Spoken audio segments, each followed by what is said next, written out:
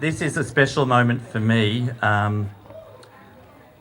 We've got Eva de Jong-Duldig here today, and she is Maccabi's greatest ever player. You can normally debate that, but I don't think anyone would debate that.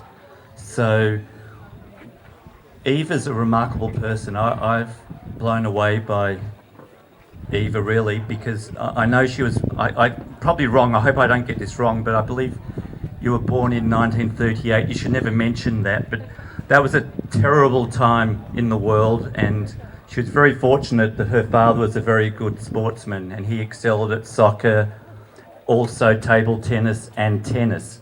And he was lucky enough to get invited to play in a tournament in Switzerland. And through that mechanism, he was able, through officials, to get young Eva and the mum out. And obviously they couldn't stay in Switzerland. They had to, so they caught a ship to Singapore, and because of the Anschluss, the Austrian citizens were German citizens and the British didn't want them in Singapore. So they were thrown to Australia. They were put in a detention camp with armed guards at Tatura, which is a place near Shepparton. And there she stayed as a prisoner for her first 2 years in Australia. Despite that, Eva went on, and she's unbelievably often seen in the fourth round of majors such as Wimbledon, Australian Open and the French, and often making the quarterfinals in those events. She was in the Maccabi in 57 winning gold, and she backed up in 61.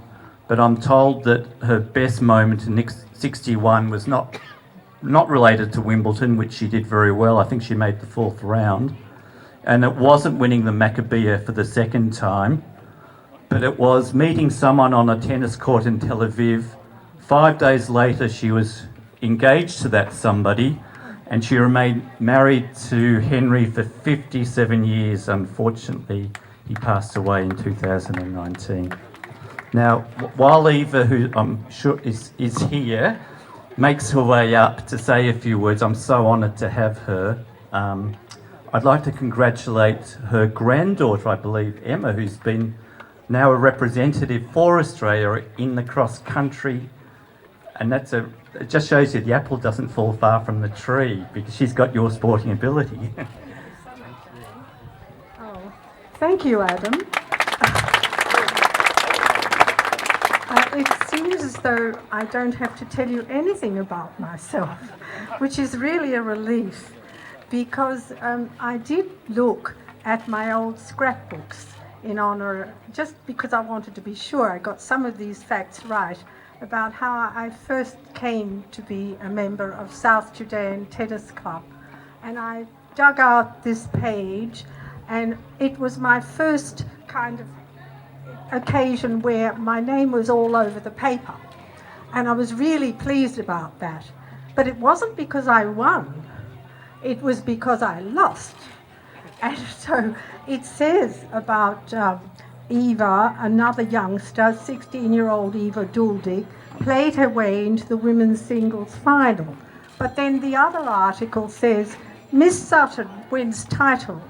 And then it says, Victorian Jewish women's singles tennis final won by top seed Miss I. Sutton, 6-2, 6-3, over Miss Eva Duldig.